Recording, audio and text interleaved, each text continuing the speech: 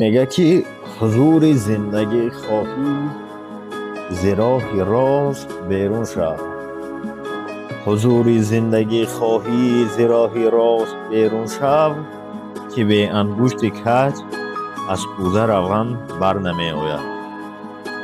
معنای اون دارد که میگه اگر در زندگی حضور کردن خواهی، راحت زندگی دیدن خواهی، میگه از راه راست بیرون شو.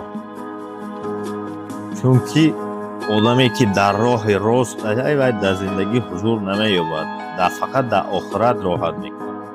این بر معنای همون دارد که برای دو روزه روز زندگی که مثال 2 روز زندگی میکنه، میگه برای همه میگه برای راحتی یک لحظه ای نمیگد، از راحتی یک عمره جنت دست نکش.